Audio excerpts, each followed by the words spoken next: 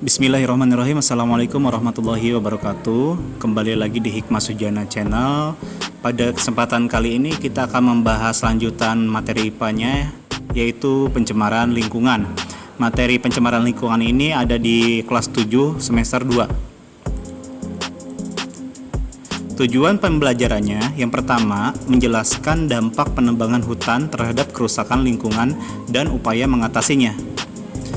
Yang kedua, menjelaskan aktivitas manusia yang dapat menyebabkan terjadinya pencemaran air, tanah, udara, dan suara. Yang ketiga, menjelaskan dampak pencemaran lingkungan terhadap kesehatan manusia dan lingkungan. Yang keempat, menjelaskan cara pengelolaan lingkungan untuk mengatasi pencemaran dan kerusakan lingkungan. Materi yang pertama yaitu penebangan hutan. Hutan memiliki peranan yang sangat penting bagi kehidupan. Yang pertama, hutan sebagai sumber oksigen. Hutan menjadi paru-paru bumi dan sumber bagi udara bersih yang kaya akan oksigen, sehingga manfaatnya bisa kita rasakan setiap hari. Yang kedua, hutan sebagai penyimpan cadangan air. Dengan komposisi akar yang kuat dan kokoh, hutan mampu berfungsi sebagai penyimpan cadangan air di dalam tanah. Hutan juga berfungsi untuk mencegah banjir dan tanah longsor. Dengan adanya hutan, struktur tanah akan menjadi lebih kokoh sehingga akan mencegah terjadinya bencana akibat pergeseran tanah seperti longsor dan banjir. Hutan juga dapat dimanfaatkan hasilnya sebagai pemasukan ekonomi bagi masyarakat yang tinggal di sekitarnya. Masyarakat dapat memanfaatkan hasil hutan seperti sandang, pangan, dan papan. Kemudian sumber obat-obatan alami. Mengutip dalam Mutu Institute, sebanyak 70% tumbuhan liar yang ada di hutan dapat dimanfaatkan sebagai obat kanker. Beberapa contohnya adalah pohon kakao. Kegiatan eksploitasi hutan. Begitu banyaknya fungsi hutan mendorong manusia untuk mengeksploitasi hutan secara besar-besaran. Eksploitasi itu sendiri adalah pemanfaatan suatu objek secara berlebihan dengan tujuan mendapatkan keuntungan sebanyak-banyaknya tanpa memikirkan resiko akhirnya nanti seperti apa.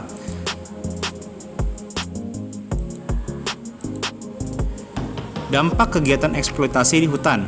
Yang pertama, punahnya organisme yang hidup di dalamnya. Yang kedua, suhu lingkungan meningkat. Yang ketiga, terjadi bencana erosi atau tanah longsor. Yang keempat, kekeringan ketika musim kemarau dan banjir ketika musim hujan. Ini adalah contoh gambar. Yang pertama adalah kekeringan ketika musim kemarau, yang kedua adalah bencana tanah longsor atau erosi.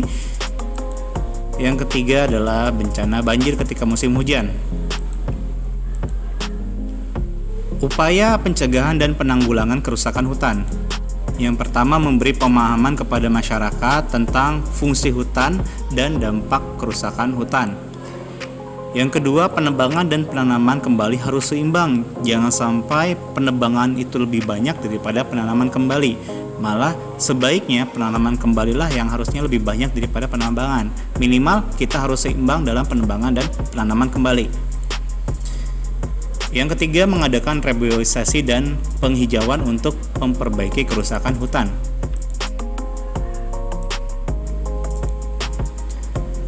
Materi yang kedua adalah pencemaran lingkungan.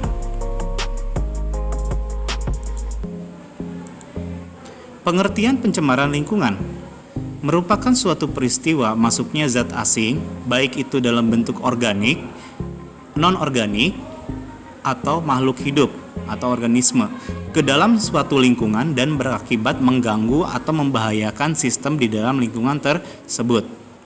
Contohnya di sini di wilayah perairan, jika di wilayah perairan masuk zat asing atau yang tidak pada tempatnya atau yang tidak seharusnya ada di sana dan dapat mengganggu atau membahayakan sistem di lingkungan tersebut, seperti contoh pada gambar ini adalah sampah plastik, itu akan dikatakan atau disimpulkan bahwa wilayah perairan tersebut mengalami pencemaran.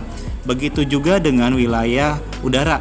di mana ketika wilayah udara yang bersih terganggu oleh masuknya zat asing, yaitu asap hasil pengolahan pabrik, ya, maka lingkungan udara tersebut juga dikatakan tercemar. Mengapa pencemaran bisa terjadi? Hal ini terjadi karena bertambahnya populasi manusia. Semakin bertambahnya populasi manusia, semakin banyak pula kebutuhan yang diperlukan oleh manusia. Dan untuk mencukupi kebutuhannya, manusia melakukan berbagai kegiatan yang pada akhirnya mengakibatkan terjadinya pencemaran. Seperti penggunaan bahan kimia, melakukan berbagai kegiatan produksi yang menghasilkan sampah. Untuk pencemaran lingkungan itu sendiri terbagi menjadi 4 jenis. Yang pertama adalah pencemaran air, yang kedua adalah pencemaran tanah, yang ketiga adalah pencemaran udara, yang keempat adalah pencemaran suara. A. Pencemaran air, yaitu masuknya bahan pencemar atau polutan ke lingkungan air. Polutan berasal dari limbah cair atau air limbah hasil buangan kegiatan manusia. Sumber limbah cair yaitu kegiatan rumah tangga atau kegiatan di rumah sehari-hari, dari industri, pertanian, peternakan, pertambangan, dan lain sebagainya. Air limbah digolongkan menjadi 2. Yang pertama adalah air limbah domestik yang merupakan hasil manusia langsung, dan air limbah non-domestik atau hasil manusia secara tidak langsung. Ciri-ciri air yang tercemar. Yang pertama, timbulnya endapan atau koloid dan bahan terlarut.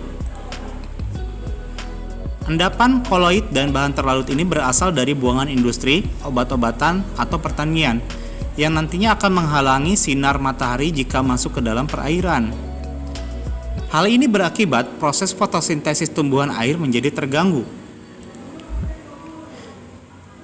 Namun jika bahan buangan berupa logam berat akan terserap oleh tubuh tumbuhan dan tidak akan terurai di dalam tubuh tumbuhan dan terjadi penumpukan dalam tubuh tumbuhan tersebut. Jika tumbuhan dimakan ikan, maka logam tersebut akan menumpuk di dalam tubuh ikan. Dan jika ikan tersebut dikonsumsi oleh manusia, maka akan terakumulasi dalam tubuh. Jika mencapai kadar pada tingkat tertentu, akan menyebabkan kerusakan organ dan bahkan menyebabkan kematian pada manusia.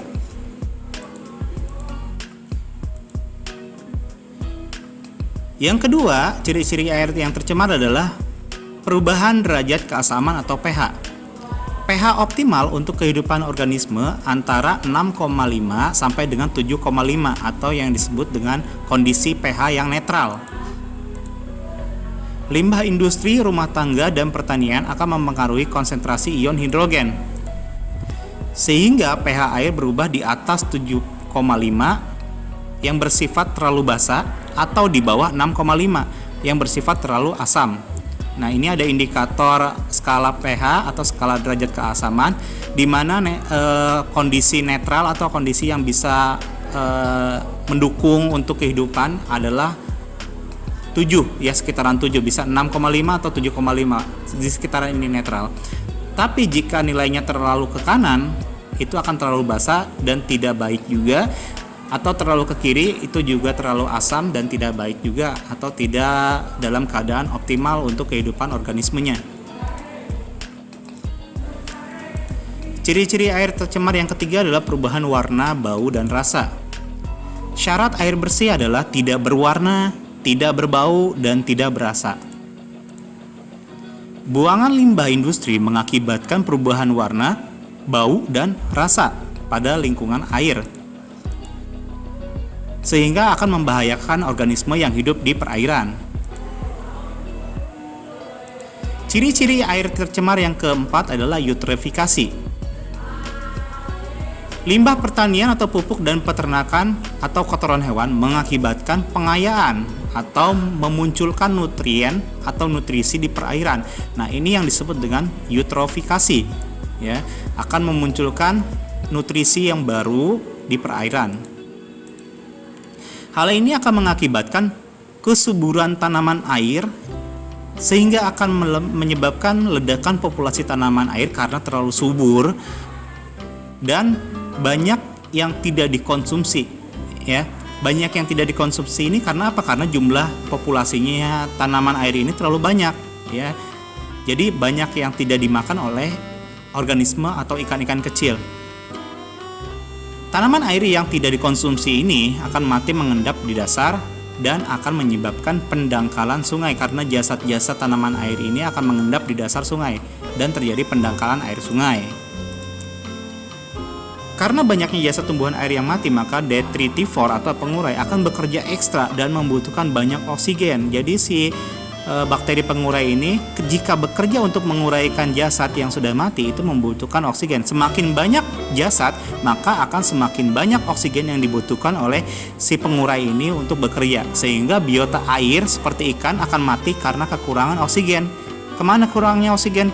Kemana oksigen tersebut pergi? Oksigen tersebut akan diambil alih oleh si detritivor atau pengurai untuk bekerja dalam mengurai jasad tumbuhan air. Lalu bagaimana upaya mengatasi pencemaran air? Yang pertama adalah mengolah limbah cair industri sebelum dibuang ke perairan. Yang kedua, tidak membuang sampah ke perairan. Yang ketiga, tidak membuang sisa pestisida ke perairan. Yang keempat, secara rutin membersihkan perairan. Yang kelima, menggunakan sabun dan deterjen yang dapat terurai di lingkungan. Kita masuk ke pencemaran tanah, poin B. Pencemaran tanah ini terjadi karena kurangnya kesadaran manusia bahwa kehidupan sangat bergantung pada tanah. Manusia sering membuang sampah dan bahan pencemar atau polutan ke tanah sehingga mencemari tanah. Bahan pencemar tanah dibedakan menjadi dua. Yang pertama adalah biodegradable atau pencemar tanah yang dapat diuraikan, dan non-biodegradable atau yang tidak dapat diuraikan. Nah, ini adalah kategori polutan atau pencemar yang degradable dan yang non-degradable. Seperti yang kita lihat di gambar, untuk yang polutan degradable ini adalah polutan yang dapat diuraikan dan semuanya bersumber atau bermula dari makhluk hidup. Contohnya di sini adalah kertas. Kertas kan diambil dari tumbuhan, dari pepohonan. Nah, kemudian di sini ada dedaunan, kemudian di sini ada kulit dari beras atau gabah, ya. Kemudian di sini ada berbagai macam sampah yang berasal dari tumbuhan, sayuran atau buah-buahan. Semua ini bisa terurai kembali ke dalam tanah, makanya termasuk ke dalam golongan polutan degradable atau dapat diuraikan. Nah, kebalikannya untuk polutan non-degradable ini adalah polutan atau pencemar yang tidak dapat diuraikan secara mudah atau dalam waktu singkat oleh tanah. Contohnya di sini adalah besi. Kemudian juga di sini ada asap, ya. Kemudian ada plastik, sampah plastik, ya. Kemudian ada pupuk, di sini pupuk pertanian, ya. Semua ini tidak akan mudah untuk diuraikan oleh tanah sehingga akan mengganggu sistem yang ada di lingkungan tanah tersebut. Ya, sekali lagi, polutan tanah atau pencemar tanah terbagi menjadi dua. Yang pertama adalah polutan degradable atau yang dapat diuraikan. Yang kedua adalah polutan non-degradable atau yang tidak dapat diuraikan oleh tanah. Komponen polutan tanah. Nah, ini adalah data persentase komponen yang menjadi pencemar di tanah. Yang pertama, komponen yang teratas adalah dengan jumlah 41% adalah kertas.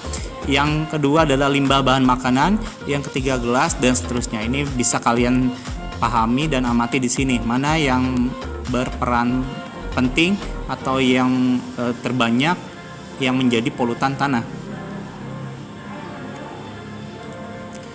Yang akan terjadi jika polutan tidak dapat diuraikan atau non-biodegradable. Jika yang satunya atau polutan degradable dapat diuraikan, itu tidak akan menjadi masalah untuk tanah karena akan mudah diuraikan dan kembali ke tanah. Nah, yang akan menjadi masalah adalah polutan yang tidak dapat diuraikan atau non-biodegradable karena tidak bisa diuraikan. Hal ini dapat mengganggu kehidupan di dalam tanah, terutama aktivitas mikroba dan dekomposer. Dalam jangka panjang akan menurunkan produktivitas tanah, terutama di bidang pertanian. sehingga akan menyulitkan manusia untuk memenuhi kebutuhan pangan. Jadi ketika manusia membuang sampah dalam bentuk polutan non biodegradable, sebenarnya itu akan merugikan si manusia itu sendiri, karena mereka yang membuang sampah di tanah itu akan merasakan akibatnya, yaitu adalah aktivitas tanah atau fungsi tanah tidak akan bisa berjalan semestinya. Upaya mengatasi pencemaran tanah. Upaya mengatasi pencemaran tanah dapat kita lakukan dengan metode 3R. Yang pertama adalah reduce, yang kedua reuse, yang ketiga recycle. Reduce adalah mengurangi pemakaian dari bahan-bahan yang dapat merusak lingkungan seperti plastik, kertas, tisu. Reuse memakai kembali barang yang dirasa sudah tidak perlu lagi seperti baju. Recycle adalah mendaur ulang sampah menjadi suatu barang baru yang dapat digunakan kembali dan layak fungsi. Saya ulangi lagi secara singkat, reduce adalah mengurangi, ya, reuse itu memakai kembali, dan recycle adalah mendaur ulang. Sehingga semua sampah yang ada di sekitar kita setidaknya nanti akan diminimalisir atau berkurang. Pencemaran yang ketiga adalah pencemaran udara. Merupakan perubahan komposisi udara yang disebabkan oleh kegiatan manusia atau proses alam sehingga kualitas udara menurun sampai ke tingkat tertentu atau ambang batas yang bisa ditampung oleh udara, yang menyebabkan udara tidak dapat berfungsi sesuai peruntukannya. Nah, ini adalah contoh kegiatan manusia yang menyebabkan terjadinya pencemaran udara, yaitu kegiatan pabrik atau industri. Zat pencemar udara digolongkan menjadi dua tipe. Yang pertama adalah zat pencemar berupa partikel yang merupakan butiran halus dan masih terlihat dengan mata, seperti uap air, debu, asap, dan kabut. Jadi untuk contohnya ini adalah uap air, debu, asap, dan kabut masih bisa terlihat oleh mata, ya, yang artinya strukturnya masih dalam kategori yang agak besar, ya, partikelnya masih bisa dilihat oleh mata. Yang satunya, tipe yang kedua adalah zat pencemar berupa gas yang hanya dapat dirasakan oleh penciuman atau akibat secara langsung. Contohnya di sini adalah senyawa SO sekian, NO sekian, karbon monoksida, dan karbon dioksida. Nah, ini contoh untuk yang tipe kedua ini tidak bisa dilihat tapi bisa tercium atau berakibat langsung dalam tubuh manusia. Dampak terjadinya pencemaran udara. Yang pertama akan mengakibatkan rusaknya lapisan ozon. Lapisan ozon ini berfungsi sebagai pelindung kehidupan di bumi dari sinar ultraviolet, dan rusaknya lapisan ozon ini disebabkan oleh senyawa CFC atau klorofluorokarbon yang berasal dari pendingin udara atau AC, lemari es, dan parfum spray. Yang kedua, dampaknya adalah pemanasan global.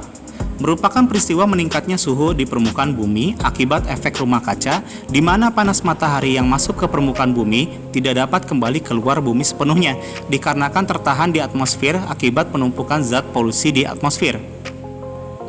Yang ketiga, terjadinya hujan asam. Kondisi ketika air hujan yang turun ke bumi memiliki pH sekitar 5,6 atau bersifat asam. Dampak yang akan muncul adalah tumbuhan dan hewan akan mati, rusaknya bangunan terutama yang berbahan dasar logam karena akan menyebabkan korosi atau pengkaratan dan perusakan struktur logam tersebut. Yang terakhir adalah reaksi pada organ tubuh manusia. Dapat mengakibatkan kerusakan pada organ-organ tertentu sehingga akan mengganggu aktivitas di dalam tubuh, seperti mata terasa pedih, infeksi saluran pernapasan, melemahnya fungsi jantung, melemahnya fungsi motorik, dan koordinasi motorik karena menurunnya oksigen dalam otak. Bagaimana upaya mengatasi polusi udara? Yang pertama adalah membatasi kawasan industri, yang kedua tidak membakar sampah di pekarangan, yang ketiga tidak menggunakan lemari es berbahan CFC, yang keempat membuat taman kota dan jalur hijau, yang kelima mengurangi penggunaan bahan bakar fosil, yang keenam mengharuskan pabrik yang menghasilkan gas pencemar untuk memasang filter gas atau penyaring gas. Yang terakhir, mencegah penebangan dan pembakaran hutan. Dan selanjutnya, menggunakan bahan bakar alternatif ramah lingkungan. Yang terakhir adalah pencemaran suara. Sumber pencemaran suara adalah suara bising, yaitu suara atau bunyi yang tidak diinginkan dari suatu kegiatan dalam tingkat dan waktu tertentu yang dapat mengganggu kesehatan dan kenyamanan lingkungan manusia. Suara bising berasal dari mesin pabrik, mesin kendaraan, dan mesin pesawat. Upaya mengatasi pencemaran suara: membuat dinding kedap suara. Yang kedua, menanam tanaman untuk meredam suara di sekitar rumah, jalan, dan pabrik. Yang ketiga, mesin-mesin yang dapat mengeluarkan suara bising harus dilengkapi dengan peredam suara. Yang keempat, para pekerja harus menggunakan penutup telinga untuk mencegah ketulian. Oke, sekian untuk materi pencemaran lingkungan. Semoga bisa dipahami dengan baik. Dan jika kalian masih belum paham, bisa memutar ulang video ini 2 atau 3 kali ya, tergantung bagaimana cara kalian memahami. Karena pesan saya yang harus diingat, belajar atau proses belajar itu tidak cukup hanya dengan 1 kali menyimak atau membaca. Butuh berulang-ulang kali untuk bisa memahami suatu materi. Maka dari itu, tetaplah semangat untuk terus belajar, jangan pernah bosan, dan tetap jaga kesehatan di masa pandemik ini. Atas perhatiannya, saya ucapkan terima kasih banyak. Jangan lupa dukung terus channel Hikmah Sujana dengan cara subscribe, komen, like, dan jika materi ini berguna, silahkan share ke teman-teman kamu yang membutuhkan materi ini. Terima kasih. Assalamualaikum warahmatullahi wabarakatuh.